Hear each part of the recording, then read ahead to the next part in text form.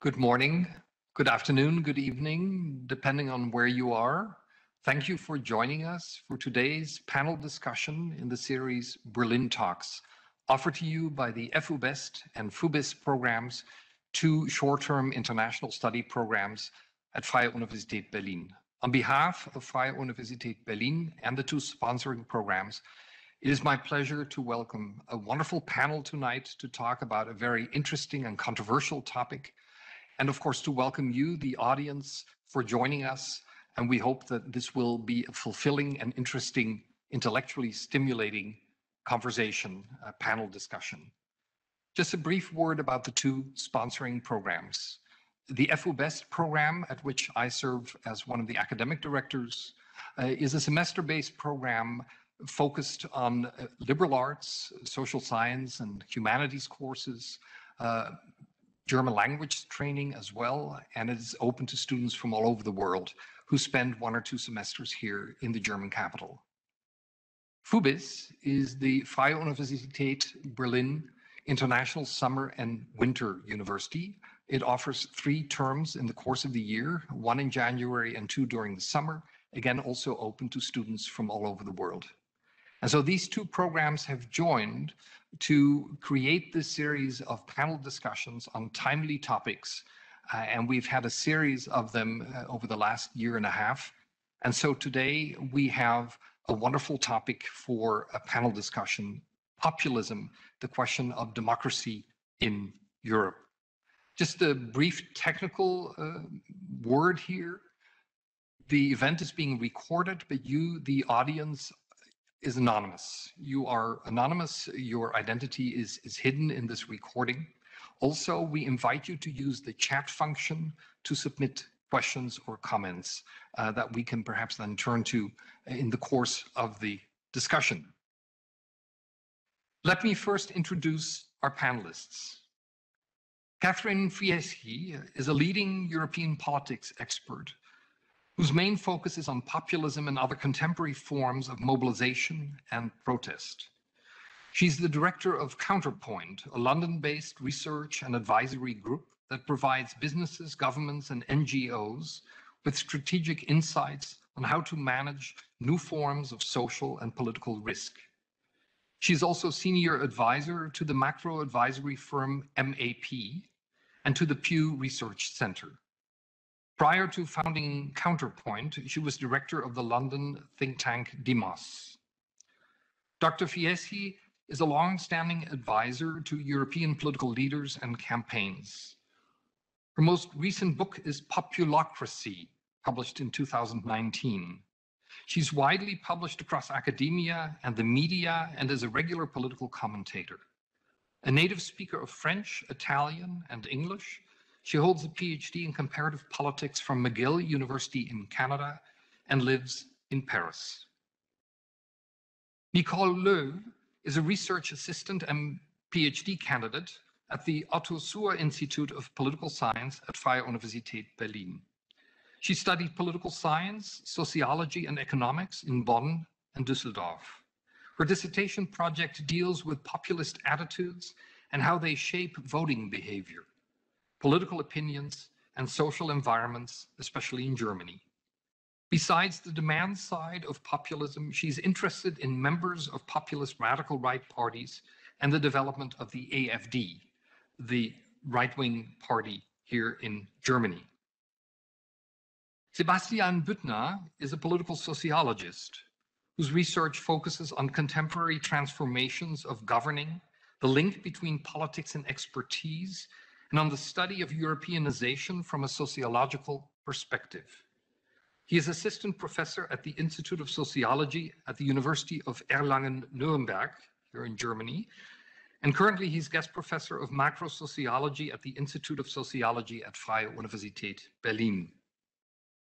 In one of his more recent research projects entitled EU Professionalism, the qualitative study of EU expertise, he analyzed the numerous forms of expertise that are linked with EU politics and policymaking on a transnational scale. Furthermore, he is author of Mobilizing Regions, Mobilizing Europe, Expert Knowledge and Scientific Planning in European Regional Development. in which he studied the structures and practices of EU regional policy from a sociological perspective and the emergence of new regions in Central and Eastern Europe. Kai Olaf Lang is a senior fellow at the German Institute for International and Security Affairs at the Stiftung Wissenschaft und Politik, a foreign policy think tank based in Berlin. He holds a diploma in public administration and a PhD in political science. Previously, he worked as a research fellow at the Federal Institute for Eastern and International Studies in Cologne. His fields of specialization include the countries of Central and Eastern Europe, including their transformation, domestic political developments, foreign and security policy, and bilateral relations with Germany. He also specializes in EU enlargement and its implications, security issues in Central and Eastern Europe, and the European neighborhood policy. He is a member of a variety of organizations, forums, and boards in Germany, Poland, and the Czech Republic related to these research fields. Again, welcome to our panel tonight. As is our custom, we want to introduce the topic with some visuals, and we're going to show you some statistics to give you a sense of what we're dealing with here as an opener. And we will begin with this first one just to gain a historical perspective. This particular graph is showing us countries that have had populist governments, but in a worldwide sense, from 1900 to 2018. Of course, it is always going to be a question, what is populism, as we will discuss it, and how do you classify countries? But one of the things that we see is that depending on how you apply the term populism, populism is not necessarily new. We see that there were waves of populism in the post-war I period, the interwar period, then again also during the Cold War at times. But we see, of course, a large increase, particularly since the year 2000. Also, what this graph shows is that there's an attempt made here, and we will see this also in the discussion, to distinguish between right-wing and left-wing populism. And we will look at what that means in terms of the agenda pursued by such right-wing versus left-wing populist movements or groups, if that is a valid distinction. The next slide shows us populists in power, and it shows a more recent graph since 1990. And we see here that the contemporary growth of populism in terms of countries with populist governments, again, worldwide, has been particularly since the year 2000, with a certain leveling off since about 2015 or so. And again, the graph only goes till 2020. As you can see here, this was put together by the Tony Blair Institute for Global Change. The next slide that we will look at is again also from the Tony Blair Institute, from a report that appeared this year. And once again, there is an attempt made here to distinguish different types of populism, and not so much the right-wing versus left-wing label, but rather three labels used here: cultural populism, so a very strong focus on identity politics; socioeconomic populism, so the haves versus the have-nots kinds of issues; and then an anti-establishment populism, which also comes into play when we're looking at the impact of globalization and the way people may feel alienated from the political elite in their particular society. And what you see here is that the anti-establishment populism has been a steady level since 1990, a certain increase with socioeconomic populism, but a particularly significant increase since 2000 in the area of what is defined as cultural populism. We turn to a further picture. And here we see a map of Europe that was published in The Guardian newspaper in November of 2018 to show countries, and the darker the color, so to speak, the more significant the presence of a populist vote at that point was. And so we see some countries, for example, like Portugal, where there's hardly any impact, but others, Italy, Hungary, Czech Republic, Poland, Bulgaria, more significant, and then a number of large countries, Spain, France, Germany, with also quite a significant segment of populist attitudes in politics. Then we go on and look here at specific countries here. 8 countries are being shown here, and you see how there has been sort of a gradual growth, but it doesn't really get much for, in some cases, beyond about 25% of the vote. Again, support in this case for what are classified as right-wing populist parties or movements. And we see 8 different countries here being presented. We have one more, and that is here a graph that shows the number of citizens who see immigration as one of the important issues facing their country. And of course, you see this spike around 2015, and we will definitely in the course of the discussion tonight come to talk about this whole wave of refugees that came in around 2015 that was in a way something that stoked the fire of populism and populist reaction to established politics in a number of European countries. But what you also see is that the number of people seeing that as a significant issue has declined in the years after that again. And then we have another picture finally, and that is of course the speculation as to how populism interacts with the pandemic. And here the question is, to what extent were populist groups or movements tempted to restrain themselves and support sitting governments in their policies, or to what extent did they go on the attack even more during the pandemic?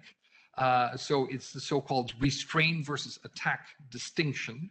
And here we see that on the restraining side are the populist groups in Finland, the AfD in Germany to some extent, in Sweden, whereas the attack side is much stronger in the case of France, the Netherlands, and Spain. Perhaps some of our panelists will take issue with the classification here. We'll see how that goes tonight. But immigration and the pandemic are 2 events or factors that come into play here as well. So that was just as an opener, some images here. And I'm going to now pose a question, as is also our custom, to all 4 panel members, and will then invite them in turn to respond. And the first question is obvious and basic. In the title today, we have the word populism and we have the word democracy. We're talking here about classical antiquity, the Latin word for people, populus, in the case of populism, and the Greek word demos, also for people in democracy. And so we're looking here at 2 concepts, democracy and populism, that both deal with the people, but in a way that some people suggest is not compatible. In fact, that populism may even be a threat to democracy, to liberal democracy. And so the opening question that I'd like to pose to our panel is, how do you, in your own work, professional work, your own writing, your own research, how do you define populism? What do you see populism as? Is it a type of ideology? Is it a style of politics? Is it an agenda? Is it a mood? What are some of the essential features of populism as you see it? And I would like to begin with Catherine Fieschi. Thank you very much, and thank you much for the introduction, and also for framing the discussion really well with with the various graphics here. Very good way in. So I think that the way in which I think of populism in my work is not particularly original, I think, but it brings together 2 key components.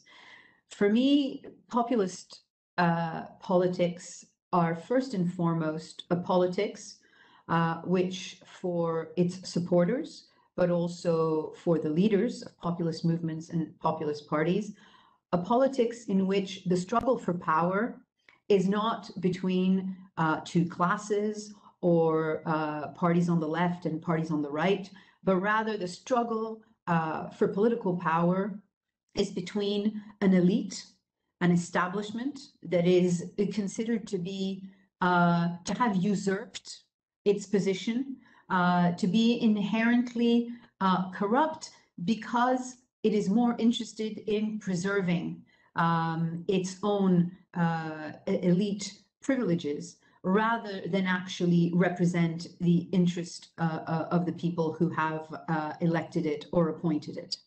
The people, on the other hand, are generally characterized, first of all, as being instinctively wise, as knowing instinctively right from wrong, and to some extent, therefore, being the guardians of national values, the guardians of national interest, the guardians of the right national political direction. That's the first component. The second component, which I think is very important, is that it is also a politics that posits that a good political relationship between leaders or a leader and the people is a direct one. It's a politics that is not premised on representation, quite the opposite. It's premised on a very direct relationship. And so populist politics would tend to try and either get rid of representative institutions or bypass representative institutions in order to have a more authentic relationship, but also I think a more, what they would consider to be a more emotionally fulfilling, democratically fulfilling kind of relationship, which is why, you know, just to finish on this, what we see in populism is not so much that it is incompatible with democracy, but it is certainly incompatible with a certain type of democracy, and particularly representative democracy. Asking, you're a sociologist. What is your angle on this? Dear Theodoros, thank you very much at first for the introduction and for inviting me to this talk. I didn't get the beginning of what you said, but I assume that you approached me now, and you also asked me to give my definition, right? I mean, Catherine already, I would say, provided a very, very sophisticated definition of populism, and I would align with what she said before. When you ask me specifically what my definition would be, I mean, populism from a sociological perspective can be different things. Yeah? At first, it is a social phenomenon. We look at social phenomena as sociologists, and we try to make sense of it, compare it with other phenomena. For example, maybe technocratic politics, populism as a social phenomenon versus technocratic politics, for example. Secondly, it can also be an articulation of a certain political will, of certain political demands, and so on. And these articulations are linked with what Catherine already said. Yeah, it's the will of the people, mainly ordinary people, of an imagined community, and so on. And so thirdly, from a sociological perspective, it's also always a strategy of group making and identity building. So very often populism is used as a form of articulating the will and the self-understanding of a certain group. I think I could go further here, yeah, but I think we move on to other definitions and we go back to the sociological perspective. Thank you, Sebastian. Let me then turn to Nicole. Nicole, you, in your research, focus very much on the AfD, on Germany, but of course have a broader sense as a political scientist when it comes to populism. What's your angle on this? Thank you very much. Thank you very much for the invitation. And in my PhD, just to clarify this, I study populist voters. So it's not only the AfD, but it's more the demand side of populism, which is maybe not the best known side because populist parties and politicians are often in the focus of populist studies. So I follow, and this is very much what Catherine already said, I follow the ideational approach of populism, which understands populism as a thin-centered ideology, which means that populism is a set of ideas which are three main characters. People-centrism, anti-elitism, and anti-pluralism. So for my measurement of populism as an empirical political scientist, all three features have to be there, then we can speak of populism. Which is maybe a perspective that we can discuss later, because in the slides you showed at the beginning, you focused very much on the populist radical right side, which is I think always in the focus of the Western European perspective. But in my studies, it's more like populism is a specific understanding of democracy, and it's not a left one or a right-wing one on the first side. It's just a specific way to understand how a society and how politics should work. So maybe we can later discuss populism without the right or left-wing label later. Thank you very much. Thank you, Nicole. Kai Olaf, your focus, as we will still hear more about it, is very much on Central and Eastern Europe, but also from you as an opener, your broader perspective on populism beyond the regional specifics that come into play, perhaps, your overall sense of populism that guides your research. Yeah, thank you, Theodoros, and thank you for the invitation. And what can I add? I might say that in order to spark a little bit our debate, that I'm increasingly uncomfortable and I feel a sort of uneasiness using the notion of populism, because very often populism is everything we don't like. So it's in the political, in the media discourse, it's very often it has a sort of under complexity. At the same time, I think it has some merits if we use it as an analytical category. And I have, in a way, two thoughts about populism. I have a pragmatic notion and a more general understanding. The pragmatic understanding would be it's a way of doing politics which is based on a predilection for a strong friend and foe identification. So populism is inherently something which has a strong side of antagonism. It is a way of doing politics which has, and here I would agree to what has been said, a clear vertical dimension in defining the political field. It's not so much the traditional left-right axis, but it is us and against the establishment or the elites, and it's also a way of doing politics which often goes along with an attempt to create a community, so Gemeinschaft, as opposed to society, to Gesellschaft. The more systematic or the broader definition on my part would be populism is the promise of repoliticization in the name of authenticity and recognition. So what does it mean? What are the components of that? Repoliticization, because so-called populist movements or leaders often claim, and in a way, they are not completely, there is an element of truth in it, that the political space has become more and more narrow through technocratic politics. And they promise to open up the political space. There is an interesting notion which Jarosław Kaczyński, the leader of the Polish Law and Justice Party, once used in the context of his judicial reform, where he said, we have to overcome legal impossibilism. He himself is a lawyer, but he says the lawyers always say us, it's not possible to do reforms, to do something. We have to overcome that. So that's the promise of a return of the political. And then I think authenticity, yes, because usually these leaders claim to have a special feeling for what common people want.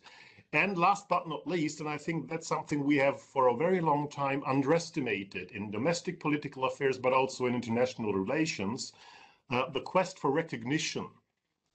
people want to be acknowledged. It's the thumos, the thymus of Platon.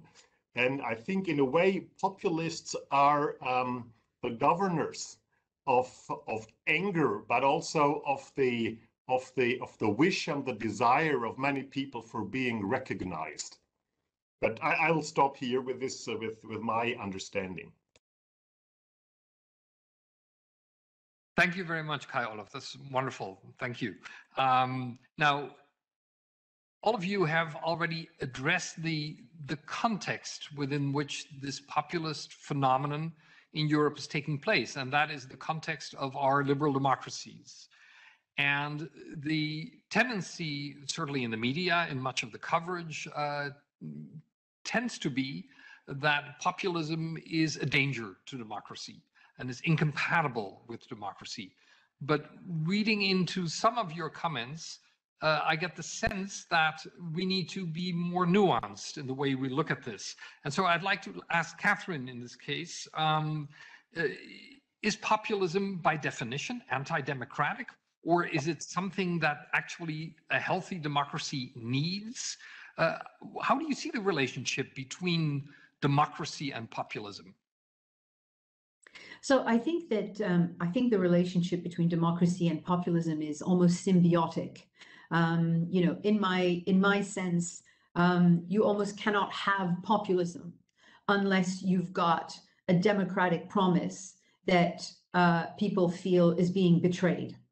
So this is why I think, you know, populism is not new, but it is contemporary in the sense that I think it goes hand in hand with both technocratic and also mass politics. So no, they're not antithetical. In fact, as I think that they're intrinsically linked.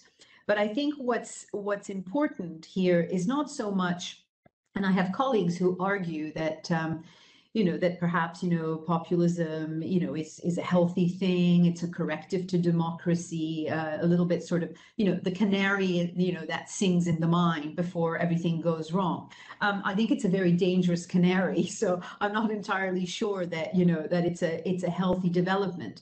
But I think that it's an inevitable development of mass democracy and of the complexification of our democracies, the complexification of policymaking, the fact that increasingly, in order for governments to deliver, particularly in the context of welfare states, right, that are inherent to the way in which many Western democracies, think of themselves. In the context of a welfare state, you've got incredibly complex decisions to make. And this is when, technocracy, whether you like it or not, becomes, the necessary tool. You need to put people in categories. You need to measure what you give to them. You need to assess on what basis you're going to deliver some of these services.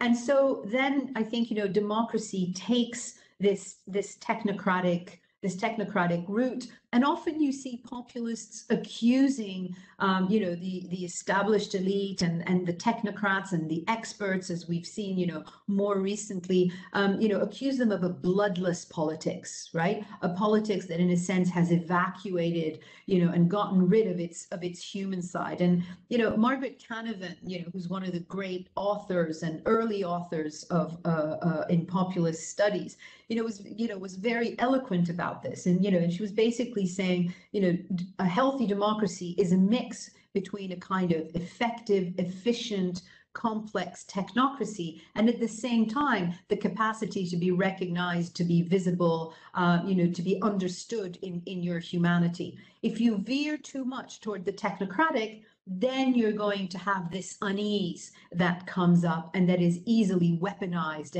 and manipulated by populist leaders. And they inject a dose of, a dose of humanity, but also not just a dose of authenticity. And I hope we come back to the discussion of authenticity because it's a big part of what I've studied, but they also inject what I would call a dose of kind of emotionalism, right? And almost sentimentalism, about what it's like to be a democratic subject or a democratic citizen.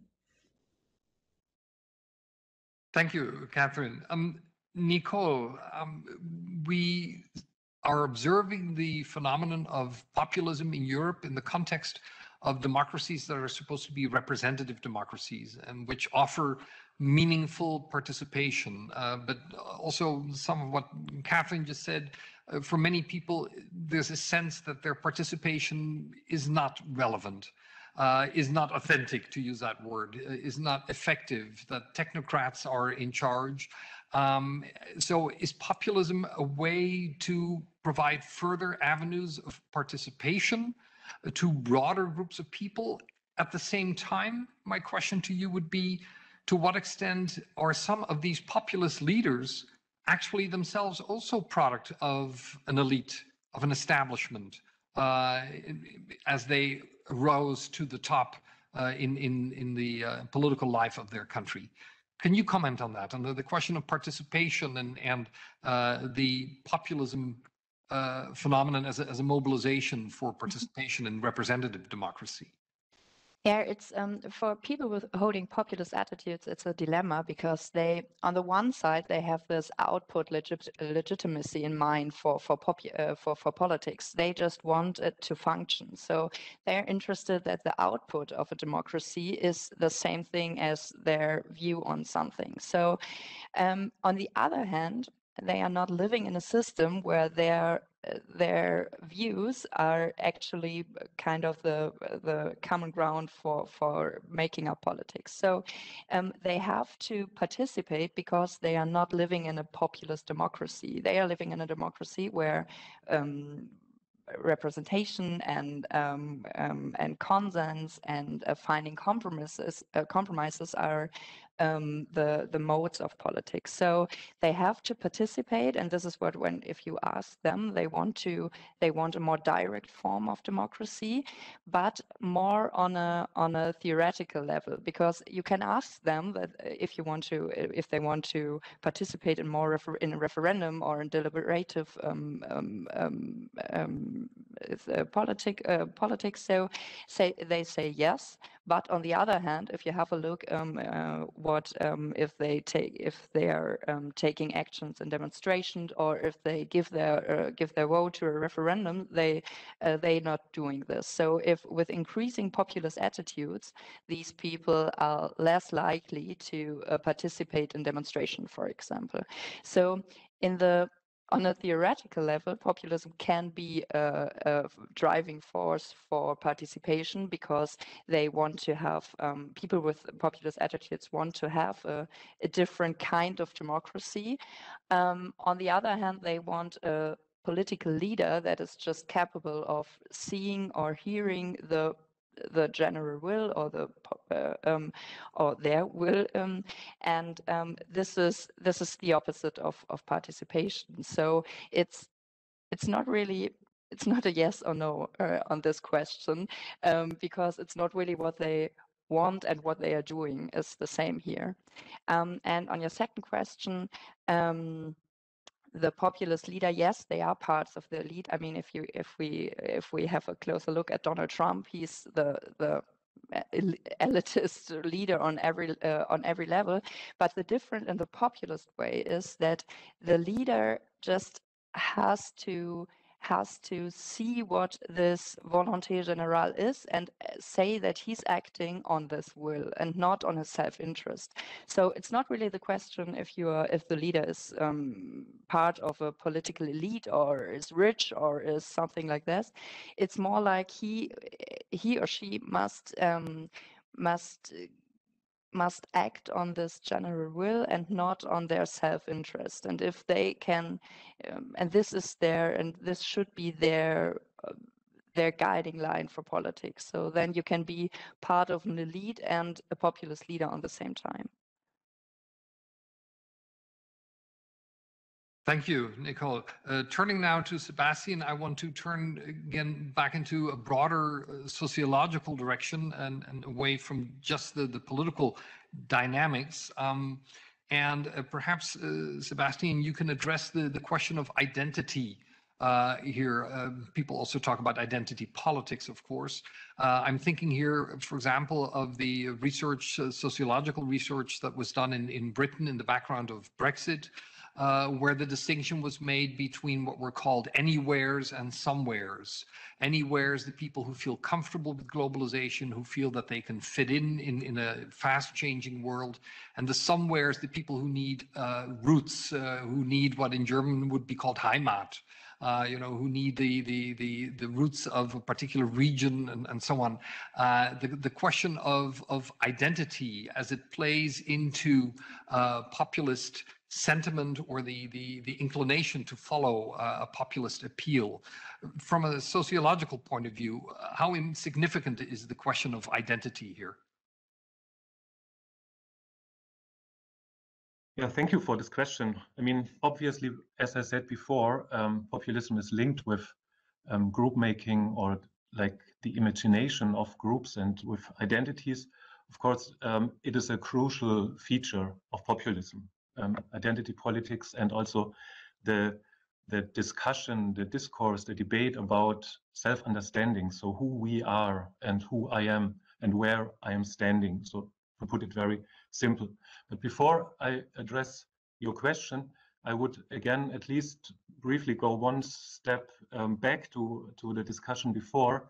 The question about, is there a danger of populism with regard to democracy? And I try to link it also with the identity question. And I mean, I think you will always get the answer, yes, a certain element of populism is maybe even essential for democracy, and that people are mobilized into politics, that they articulate their political will.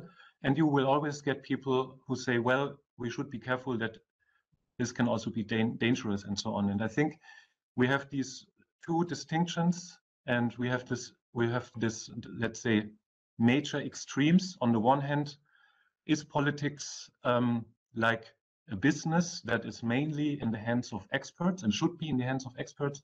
And on the other hand, is democracy and politics about the will of the people? And then you have different imaginations of what the people are. And my major point is when democracy was invented, if it was invented like we now imagine it like this, it was invented in Greek. Of course, it was at that time as well, and again, not the whole population, but a certain share of the population that mainly participated in politics. So now when we move back to today, and you ask me about identity and identity politics, of course, populism is a strategy to build like alignments or like build certain solidarity amongst people against something, against the establishment, against people who are in power, and how do you mobilize solidarity within a group? You need an enemy. You need to address certain problems. You need to think of a crisis, and you need to describe the crisis. And this is exactly what is done in populist strategies. And so this is one thing. And the second thing, very often these questions today, of course, about who we are and who we should be, is linked with immigration and the question of immigration and the question who is part of the society and who is not. And of course, this is linked with the changes within society and also the perception that the nation state, and you already addressed this issue, that the welfare state, maybe, if there is a welfare state, in many countries there is no welfare state. If the nation state, if the political system serves the people, and who the political to whom the political system should serve. And so in this sense, populism is an articulation of a certain group that defines itself as a group against perceived others. And you mentioned, and this is my last point, you mentioned the debate about the somewheres and the anywheres, and then the sociological debate there is discussion about the distinction between people living in the city, sharing like cosmopolitan lifestyles and so on, versus people on the countryside, people who might feel left behind from economic changes, people living in deindustrialized areas. And today, of course, very often populism, mainly right-wing, sometimes also left-wing, mobilizes people who feel detached from society and major centers of society, and here identity is like mobilized as a major element. Thank you very much, Sebastian. Kai Olaf, your colleagues on the panel have addressed so far very broad issues dealing with Europe as a whole, or even extending beyond Europe, just more of a philosophical, general nature. Your area of expertise lies particularly in Central and Eastern Europe. And so based on what you've heard so far, are there particular driving forces behind the populist phenomenon in Central and Eastern Europe that are specific to that region? Are they historical? Do they have to do with the legacy of communism and so on that are specific to that area? And or to what extent does it fit into the broader general picture? Of course, there are some of the general tendencies we can also observe in this part of Europe, but I think there are a couple of idiosyncrasies, and I would like to highlight especially three clusters or complexes of drivers which play a role here, and I think they're also instructive for what is going on in other parts of the European Union. But of course, we have to be aware that these are countries which have undergone dynamic and profound changes after 1989, and that they have been in a particular situation before. I think the first huge driver is for the success of parties like Law and Justice in Poland and many others, is what I call the two desencantos, which took place, two waves of disappointment. The first one in the early 1990s, when people were disillusioned about the so-called socio-economic transformation, when people saw that this would be a very long and tough way to move to the standards of living in Western Europe. But this first desencanto led in most countries rather to the return of former communist parties, of ex-communist successor parties. But then came a second desencanto after the accession to the European Union. And here again, as after 2004, 2007, here again, the political economy of time played a certain role, because the fact that the countries joined the European Union symbolically meant that they now were part of the richer part of Europe, but most parts of the societies were not rich yet. So there was an element of impatience and a new desencanto. So this kind of the lost promises or the broken promises of the system transformation later on of the membership of the European Union, at least for many, led to a wave of success. The second element of drivers has something to do with modernization. So of course these countries are in a process of dynamic modernization, and what we could observe during the 1990s was a paradigm of convergence, of asymmetric harmonization with the West. So the West had the recipes of introducing democracy and market economy. And this was even stronger during the accession process, because they wanted to join the club, these countries, and they had to accept certain rules, but also certain ways of living in a way which were more and more present. And at least parts of the societies didn't want to follow that way. And I think the populist movements, not only populist, but also populist movements, felt that there is a rising demand for questioning the dominance of liberal universalism. So that's one of the buzzwords you hear in many countries of the region, that they want to go their own path and will not do a sort of imitating modernization. So what we see here, that's my assessment. Famous sociologist Eisenstadt called this the multiple modernity. So there are parts of the world where we have societies and countries which are modernizing, but in a different way than the old liberal West has done that. And this word of this way of alternative modernization now is present in some European countries, obviously. So if you look at Poland or Hungary, they have governments which are very keen in having competitive, modern infrastructures and economies, but at the same time, they want to preserve and to solidify traditional values. And the third element, and I think this plays a special role here, but not only here, in this part of Europe, that's the external or foreign policy dimension. So part of the narrative which you have in national conservative groupings here is that they want to overcome a situation of post-colonialism.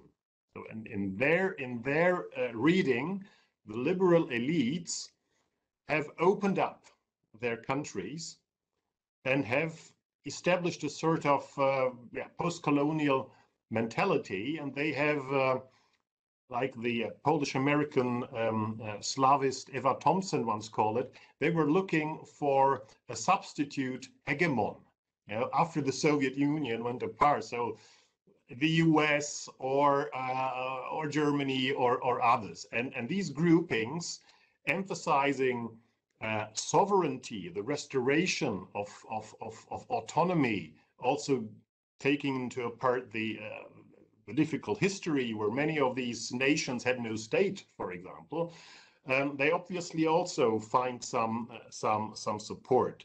So here I think we see a couple of interesting or of important elements which we in a different form probably can also maybe see in Southern Europe or in Western Europe.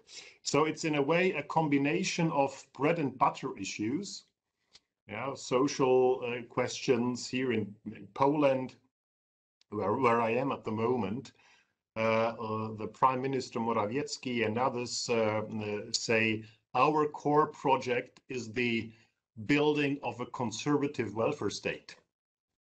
So it's a rather social, left of center approach when it comes to economic questions, but it's a rather traditionalist,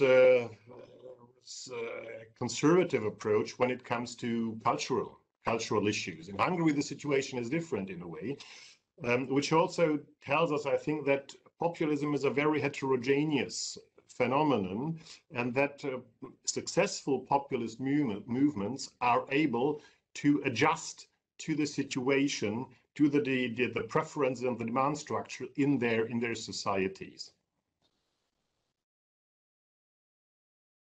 Thank you, Kai Olaf. Now, listening to the comments that the four of you have been making, one gets a sense that there are underlying dynamics, whether they be of a more regional kind or European-wide, that would suggest that populism is something that is there to stay, that in some way or another it will continue to be a phenomenon. Another school of thought, of course, might suggest that populism is something that comes, that grows and wanes based on a crisis situation, perhaps, that happens, whether it be a financial crisis at one point or immigration crisis or the pandemic right now. Catherine, I don't want you to be a prophet here necessarily, but what is your sense? How do you read the scene in Europe? Is this something that at some point we'll look back and say this was a particular phase in European political life, or is this really something that has the makings of something that stays with us for quite a while to come? So that's a really interesting question. I mean, I think one thing is that, as I think we've more or less all kind of hinted at, more or less explicitly, if you have democracy, there is the temptation of populism. If you have mass democracy, there is a drive of that's contained with it for this sort of politics. So this is why I think if we get no populism, then that's probably bad news about the state of our democracy overall. But to think about the relationship to crisis, I think is really important. One thing about populist sentiment in voters and supporters, but and then the way that this is built upon, some might say manipulated, by populist leaders, is that it is obviously easier to make a populist pitch and be successful at times of great uncertainty, and when people are particularly feeling particularly uncertain about their lives, about the future of their children. So at times of great change, there's two things that happen. One is that at times of great change in complex societies, governments will make mistakes, mainstream governments will falter, and therefore it will be easier to point the finger, at a job badly done and, technocrats not knowing what they're doing. And then, of course, once you have that, it's quite easy to capitalize on this crisis. So I think that in this respect, we have been at a moment of great adjustment in our economies, in our welfare states, in our societies, under the various pressures of what we refer to as globalization. So it's no mystery, that there is from the 1980s onwards, a slow rise and then a fast rise of populist politics. But I also think that if we think about, it's worth thinking about the relationship of populists to crisis as we come out, hopefully we come out, of the COVID pandemic. And that is to say two things. One is that actually in most places, populists were pretty quiet during the pandemic, right? Mainstream governments, certainly where they were in opposition, right? Mainstream governments essentially did what they could to safeguard people's livelihoods, et cetera, et cetera. So, a technical crisis, a health crisis doubled with an economic and potentially a financial crisis such as COVID, that's not a good crisis for the populists, right? They're not good at the technical stuff, and nobody is really willing to turn against their neighbor or to turn against their national brethren. And we can see this. Populist leaders in power, they had a bad pandemic, right? Whether it's Bolsonaro, whether it's Trump, they did not do well. Populists are much, much better when they can create a crisis or create the illusion of the crisis. They decide what the crisis parameters are, whether these are real or fake, and then they propose how to fix it. So, they're good in a fake crisis or in one of their own crises. They're not good when there's a good one. So just to finish on this, I think it's important, though, in terms of the future and where we see populist movements. Right now, if we look at, in many European countries, Marine Le Pen's not doing particularly well. She didn't do very well in the last elections. Salvini overplayed his hand, got sidelined, and you now have a government of national unity in Italy. There are a number of places where populists have done very well, and it doesn't look like things are going so well for them. I think we have to be very careful about saying that, this is the end of it. As Kai Olav hinted, populists are chameleons, right? They will latch on to other issues. If migration and immigration aren't working, then, my money is on the idea that, they will latch on to climate politics, as the next elite instrument against ordinary people. And we're already starting to see it. So as long as we're in a period in our societies, our globalized, advanced economies, of great uncertainty, of major change, of potential dislocation, and of need for adaptation, then I don't think that we're going to see the end of populist movements, but we may see them morph into very different looking animals. Thank you, Catherine.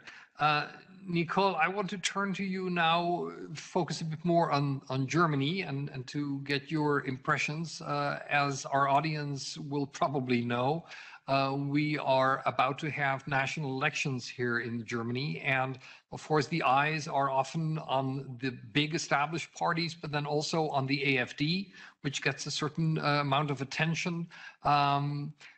To what extent is populism here something that is connectable to left and right ideology? So to what extent, for example, is the party known as Die Linke, the left-wing party, also susceptible to populist appeals? And do we have types of populism here actually in Germany on the left and the right flanks of the political spectrum? And how do you think that's playing out in the campaign so far, in the elections coming up?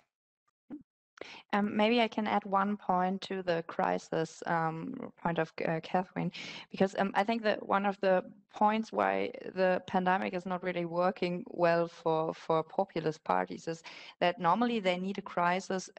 I would totally say the same, that they need to create it, but also they need a crisis which they can attach to one of their outgroups.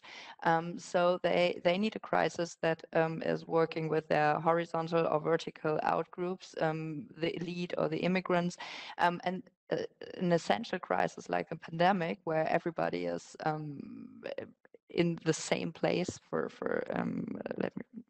in the same place, this is not really working for them. So they need their enemies to be attached to the crisis, and this is not the case in the pandemic. So maybe this is one point why for the AfD now, it is not really, it's the same for most opposition parties in Europe. They cannot really profit from it. So they were the biggest opposition parties in the last government. Now they, if the polls are right or nearly right, they can be the fourth or fifth biggest party in the new parliament. So it's a changing role for them, but they now are said to have like 11% percentages. So it's a stable outcome for them. Yes, we have two populist parties in Germany. Like the definition said, the Linke is also a populist left-wing party, but I think the debates about these two parties are different because every right-wing party or every radical right party in Germany has a special position in our party system. So the comparison, sometimes the radical right side compared these two as they're equally radical, but on the right side of the political spectrum, it's something special in Germany that we have a party that is that radical. And I think the populism is not really the problem here. That is something I mentioned at the beginning. It's more the anti-immigrant, the radical right part, which we have the bigger discussions about in Germany, and why as some party branches are now under surveillance of the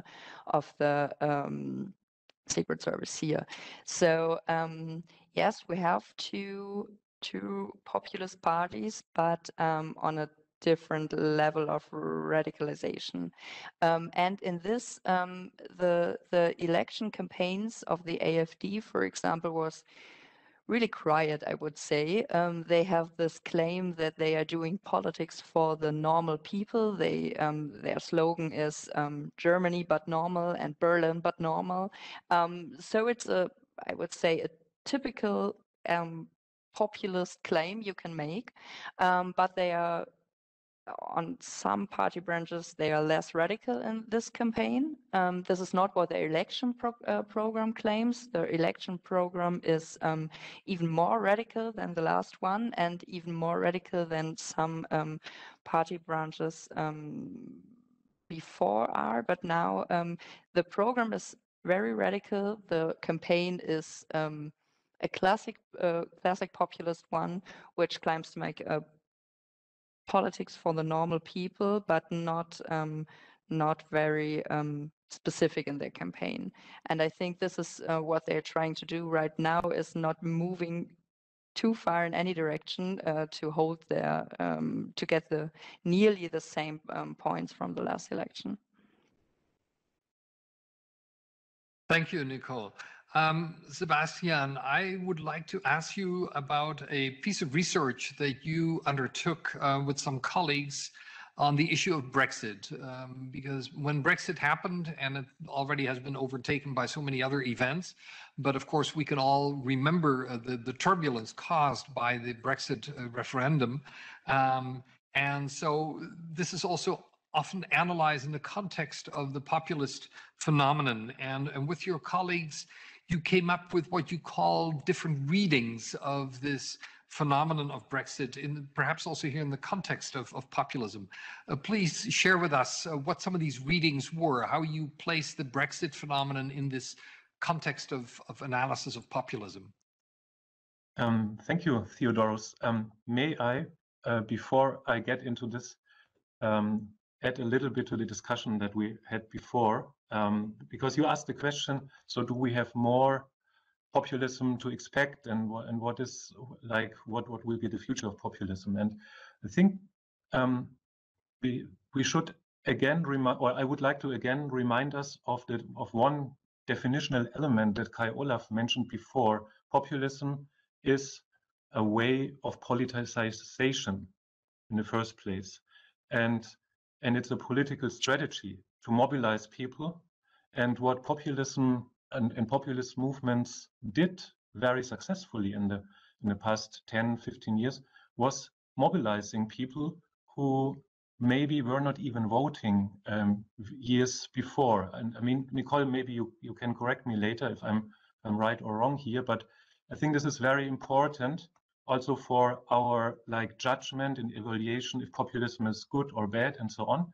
It's one thing. And the second thing, I'm not blaming someone of this discussion, but we should be careful also with the usage of populism directly as something that is evil or bad. I think we need to qualify different types of populism. And I would even say, Nicole, you can also correct me, that we had and we have in Germany even more populist parties. I'm living in Bavaria, and the CSU, the Christian Social Union Party, is a typical patriotic regional populist movement, or let's say populist party. And of course we had big people's parties before, the SPD, the CDU, and I would say more on that later in the discussion if we get to this. But now you asked me to the Brexit and about the Brexit. So I'm only briefly referring to a paper that I wrote with Benjamin Abrams and Amanda Machin, and we simply try to summarize the debate that is going on. So it's not a very original paper, but we came up with 5 different readings, that, maybe even conclusions, but I would rather say readings of the Brexit. And the 5 readings are: Brexit can be read as an anomaly, so something that is very British, and this has nothing to do with the rest of the world, and this is not European. Why? Because Britain is like a former big colonial power. They have their own problems, internal problems, and they were not really connected to the European Union, so they simply voted for something that they were not in favor of. And like Cameron asked the question and they simply voted for this. But of course, this reading is very simple and this is not the end of the story. So the second reading of the Brexit would be Brexit as a disorder or some like the expression of the changes of politics in the direction that we were already discussing before, like the rise of ethno-national sentiments, more frustration about immigration, anti-immigration sentiments, and so on. So in this sense, the third reading would be the Brexit as a symptom of larger societal issues, larger societal problems that we not only see in Britain, but in many other countries. And some of these issues I already mentioned before, and Kai Olaf also mentioned them in relation or with regard to Central and Eastern Europe. This is on the one hand, like a larger polarization of society after 20, 30 years of neoliberal politics, linked, of course, with deindustrialization that was going on in many countries. And this economic crisis on the one hand, or let's say not favorable economic developments on the one hand, linked with opening of society in Britain and in many other countries in Europe especially, but around the world, for immigrant workers and so on, led to the situation of a stronger, let's say, sentiment, at least of a certain share of the population. I mean the referendum was 50-50, yeah? And many people did not go for the voting, but at least for a certain share of the population that could be mobilized. So fourthly, the fourth reading would be the Brexit as a protest against the so-called TINA politics of neoliberalism on the one hand, protest against the establishment in London, politicians that are mainly like socialized in Oxford and Cambridge in debating clubs and so on. So this would be like the fourth reading. And the fifth reading, of course, you always have to end with something positive, would be the reading of as Brexit as something as an opportunity for Britain, but also for Europe to think about problems on the one hand, and maybe future avenues on the other hand. So the Brexit as such does not have to be an evil thing. Yeah, maybe something positive is growing out of this. So in this sense, it can also be read as an opportunity. Thank you. That ties in with some unique factors and then some comparable factors in Europe. I want to jump across the water, so to speak, back to on the continent and turn to Kai Olaf again. Kai Olaf, you put the populism phenomenon in part in the context of the modernization dynamic or trauma or struggles or turbulence in Central and Eastern Europe. To what extent are we dealing there with an urban versus rural phenomenon, with a phenomenon of generations, perhaps, with older generations feeling alienated and younger generations feeling more at home with the new Poland, the new Czech Republic, and so on? And if that's the case, what does it suggest for the further course of populism in politics in Central and Eastern Europe? Because if that is connected to something that over time is going to shift in terms of dynamic, where is that then headed in your mind? Yeah, in a way, societies are, I would not necessarily say split, but polarized according to similar lines as in other parts of the world or in Europe. So this, you mentioned the urban-rural divide, of course, plays an important role. So the governing party in Poland, PIS, has its strongholds in the east and in the southeast, in rural areas where the Catholic Church is still relatively strong, agrarian areas, far away from Germany, also not in the urban agglomerations. The party which governs has only 4 mayors in the bigger cities over 100,000 inhabitants. So this is certainly something which is characteristic also here. At the same time, I mean, we have some successful parties which we call populists, and the peripheries, the losers of transformation, are not enough for explaining the success, which means that we also here have a sort of successful, effective populist catch-all parties, which are able to address hard segments of the new middle classes. Otherwise, you would not have in Hungary support for FUBiS with more than 40%, or also with similar results in Poland.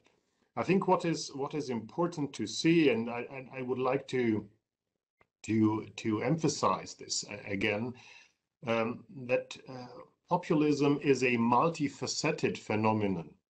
It's multifaceted in the way that these are movements, groupings, parties, which are compatible with different programmatic emphasis. So here in Central Eastern, Southeastern Europe, there are social populists, there are nationalist populists, there are populist movements which have a rather agrarian profile. There are some for which anti-corruption is in the center. They are anti-corruption one-issue groupings, basically. And then you have others which you could call populists of the center. Mr. Babiš in the Czech Republic, he is not a nationalist. He is one of the richest Czechs. He's a millionaire. And his kind of appeal was, I'm not from the political establishment, and I can lead the country like a successful company. And I have much better skills of communicating with the others. So we have a variety of programmatic emphasis, which also can change. What we also see here, I couldn't think quite clearly. There are hardcore, some say carnivorous populists. They're the more radical ones, and those which are more modest, the borderline populists. And I think these groups are more successful because they can also appeal to the political center, to those who are more modest in their opinions. And finally, I think what is important, there are 2 types in terms of what do politicians, populist politicians want? And I think here we have office seekers and we have policy seekers. If you look to Romania or to Bulgaria, where we also have parties of that type, if they're in power, once they're in power, they rather want to maintain the status quo, because their interest is to enrich themselves, to ensure access to resources on different levels of the political administrative system, whereas national conservative, rather populist groupings with a national conservative profile, like in Poland, they want to change the status quo, yeah, in a way to remodel society, the state, and so on and so forth. So I think this is also an important distinction, which shows us again that this is a kind of a phenomenon with very different faces and with a high level of adaptability. Thank you, Kai Olaf. I would like to turn with all 4 of you in the direction of a topic that we haven't really addressed fully yet, or an angle of this issue, and that is the role of media, the established media, the traditional media, print, television, and so on. But of course, also, as gets so much analysis these days, the social media as channels of information false news, misinformation, mobilization, and so on. In your own analysis of populism, and feel free to focus on countries that you're familiar with or cases where you feel that particularly noticeable, what is the role of the media in the whole linkage with populism and in the political climate that we're in, and to what extent is the rise of the social media an integral part of the rise of populism, of this wave of populism that we now have? And I'll begin again with Catherine. Thank you very much. So and this will also allow me to circle back, if you'll allow me, to some of the issues about where the dangers come from in terms of populism.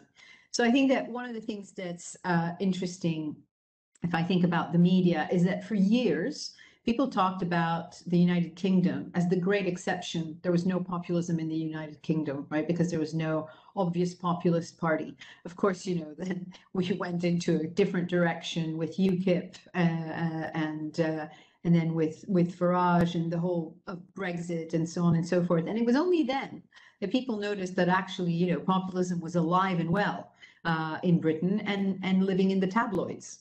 And that actually, you know, they were an extremely effective media to keep the kind of populist ideas, and to basically, you know, I think that they prepared the terrain in a kind of corrosive way, right? You know, suspicion of elites, suspicion of Europe, suspicion of national government, international governments, migrants, you know, you name it. The Sun was onto this 20 years ago, long before anybody was worried about UKIP or about Farage. So I think it's important to keep that in mind. And to remember that, you know, the media as it is, and especially when it's not locally or nationally owned, right? Especially when it's part of big conglomerates that are driven by a different kind of type of profit and audience seeking, you know, just very ordinary media can play this role. But I think that social media play a particular role in terms of you know, prepping the terrain, you know, and making, I think, potential voters and potential supporters more receptive. And that is because, you know, they can cater to one of the key aspects of populism, which is, you know, creating the illusion of a direct relationship, right? You know, I did a number of interviews with, you know, both Le Pen father, but mainly Le Pen daughter, Marine Le Pen, and, you know, they were onto this very, very early on, that they were going to be able to bypass, you know, what they thought was a much too establishment-based media and actually reach people differently. I think, you know, Salvini is a case in point, you know, in terms of how he reached his voters. I mean, this was, you know, somebody who would film himself, you know, and then post on Facebook, talk directly to camera, talk as if he had a direct relationship and a particular relationship with every single one of his viewers. And so I think that, you know, given how intrinsic to populism, you know, that directness is, and given the capacity of social media to reach people directly, I think, you know, there is a very special relationship. But I just want to end on one point, you know, and that is that, you know, you know, and I could have mentioned Berlusconi. Berlusconi did well. He was a media tycoon to begin with, right?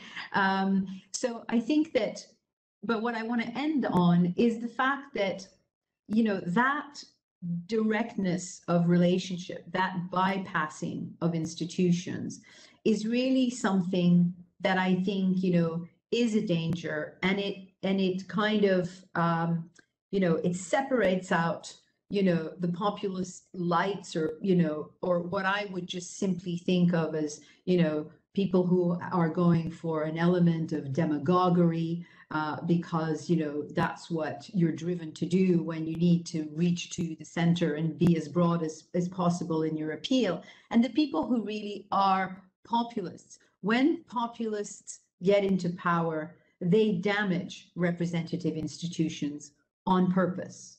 And I think, you know, there is a desire to change them, as was said before. There is often a desire not just to bypass them, but to fundamentally alter them. And this fundamentally alters the body politic. If we look at, you know, the post-Trump era, you know, we still have to contend with 74 million people who voted for Trump. We still have to contend with people who think that the election was stolen. We still have to contend with the fact that the polarization created by somebody like Trump is not something that's going to be easily mendable, right? And I'm not sure that these parties about whom we say, well, they're kind of populist because they're kind of, you know, popular and so on and so forth. I don't think that they would behave in the same way were they given access, you know, access to power. Thank you, Catherine. Nicole, the role of media, the traditional media, social media, what do you encounter in your research? And are there particular things, for example, again, in the context of Germany, that you think are worth noting here? Maybe I can add just one point to Sebastian in the question of voting and populism. Populist attitudes are not really so if you have populist attitudes, it's not really more likely that you vote at all, but populist attitudes are possible to heighten your ideological preferences. So if you are on the right side of the political spectrum, but in the German case, for example, you would vote for the CDU, the mixture of your right-wing preferences and populist attitudes can lead you to the AfD. So they are possible to heighten your ideological preferences, but the possibility to vote or the possibility to vote at all is not really something which is linked to populism. And in the media, maybe I can say something to the media usage of people with populist attitudes in Germany. And the interesting thing here is that they have nearly the same media diet as everyone else. So we don't have these, for classical media outlets, we don't have these filter bubbles. They are not, in Germany, there are not so many alternative news outlets. So people are consuming more or less the same media outlets than everyone else. Of course, we have the Bild, so tabloid media is a big thing in Germany too, but everyone else is reading them as well. So yeah, it's a problem for everyone, not only for populist people. But in social media, they are acting different because they are much more active. So the data from the last general election in 2017 showed us that they are much more likely to share political content, to talk with people online about politics, about and this is the same in a non-media environment. So in personal political talk environments in Germany, they are not in filter bubbles as well. They are confronted with other opinion like everyone else, but they are talking much more about politics than people without populist attitudes, which is something that we should think of, because these people are highly political and they have a high political interest, and they have a high political knowledge, as our data shows. So, and they are talking much more about politics than everyone else, online and offline. So this is maybe something we should think of, because it's maybe a problem for, it could be a problem, or it could become a problem for representative politics if the people without populist attitudes are not very active about communicating politics. Thank you, Nicole. Sebastian, from a sociological point of view, again, the role of the media, and perhaps I can add something in here when it comes to media, because we're dealing with discourse in society, and this is also an issue that has come up with our audience, the question of language. We tend to sort of associate populism with demagogic kind of tendencies, also in the use of language. And of course, that gets expressed in the media, social media, as well as traditional media. Give us your sociological perspective on this, this connection between populism and the media. Yes, I try in a few minutes. I mean, in the first place, I would like to emphasize that there is, like in our modern society, in our mass societies, there's a strong connection between the media, mass media, and the mobilization of masses. So, like since the beginning of the radio and so on, also the big like nation states and also democracies were evolving, and we have then nationalized media regulation, and we have very like national media broadcasting through television and so on. And this led to debates already in the 80s and 90s about mediocrity, yeah, and the logic of the media in society, and that and then already in the 90s and in the 2000s, people were referring to Berlusconi politics and how he owned the media and he presented himself. So I just want to say that there's always this connection, and the media can be used in this way or in the other way, yeah. And there are huge interests behind the media, and there is no, like, it's not a coincidence that now many of the billionaires and others, like Bezos and other people, they buy newspapers and they buy media and so on. And it's also important to keep in mind that, like Robert Murdoch, the guy who runs Sky, also runs Fox News, and Fox News is promoting like politics of fear and very, let's say, right-wing sentiments, and is doing identity politics. So there is a certain politics of the media going on, yeah, around mass mobile, or with regard to mass mobilization. And I think it's important to look at these structures. And you were asking me about the language and demagogy and so on. I think here again, it's important to distinguish between different types of populism and populist strategies. And I would say, like, and this was Catherine and Nicole were already referring to this, that the right-wing populists that we now see in governments and like as strong movements, they were like very good in mobilizing themselves through the so-called alternative media. And the major, let's say, broadcasting of people in the major channels of mobilization are these so-called alternative media channels. This is on the one hand social media, on the other hand YouTube, and now Telegram and so on. And it's not just like it's not like a natural evolvement. It's also a political strategy, and these political strategies are copied from one movement to another. And I think you have to look at these connections amongst these movements. And apart from that, it's also, and this is my final comment on this, we could have an own lecture on that. It's interesting to see how now people in the so-called Querdenken movement, it's really hard to translate, thinking out of the box. It's not a very good translation. Like people who mobilize on the streets against the current corona politics, they have a strong sense of mobilization against the establishment, against experts, against certain types of scientists, and they mobilize through these so-called new media channels. And now the question is this populist or what is it? Yeah, so I just I wouldn't say this is like populist in the sense that that a certain populist movement is like evolving, but it's a form of protest, and like a protest movement that is building up. And very often, let's say, political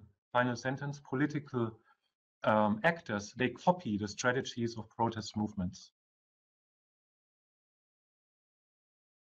Kai Olaf, is the Central East European context a particular context when one looks at the nexus between media, social media, and populism?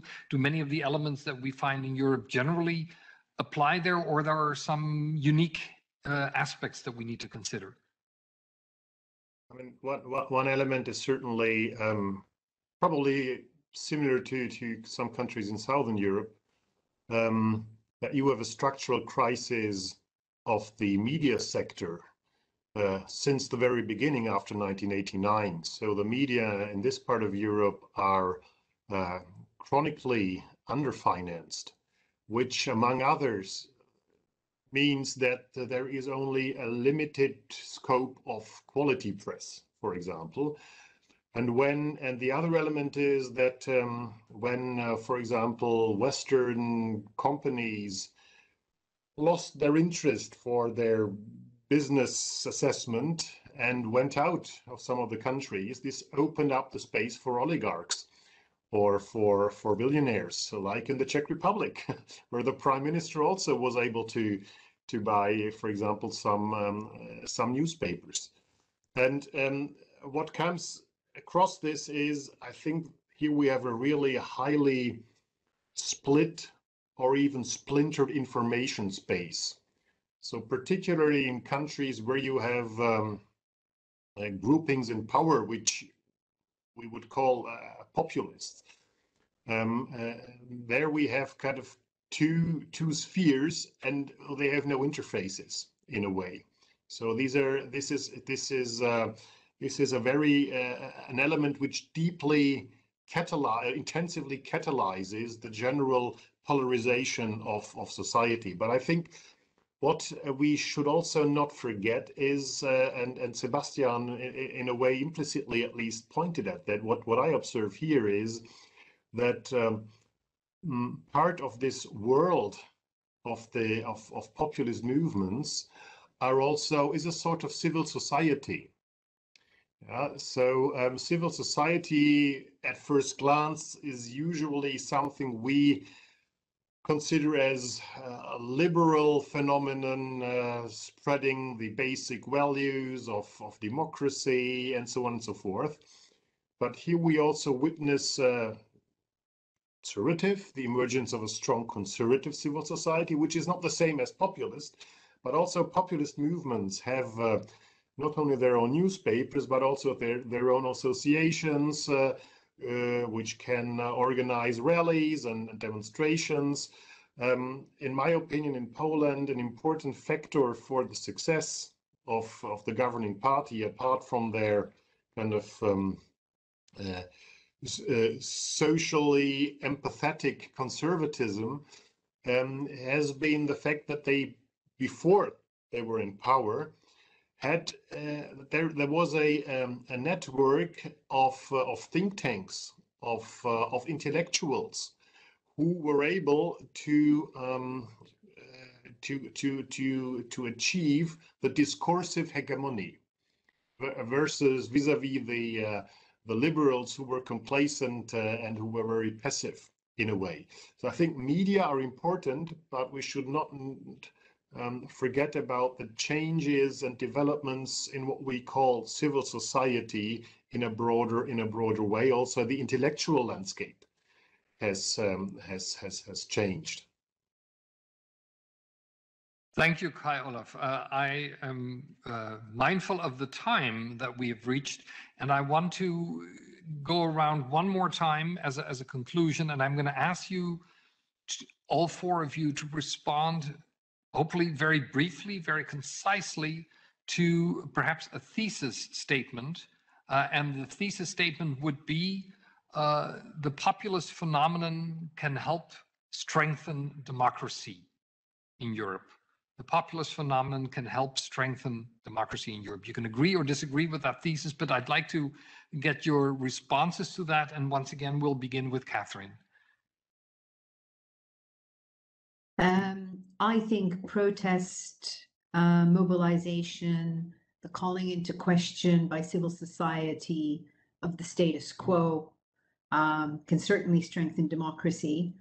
I think that when it is weaponized by unscrupulous leaders who have a very different idea in the back of their mind, which is how I would think of populism, whether it's slightly left or slightly right.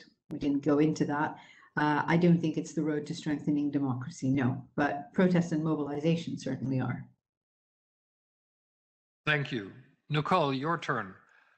I think the element of people-centrism is something that can strengthen democracy, because a lot of people would agree that in representative democracies, there is something left with a linkage between people and leaders.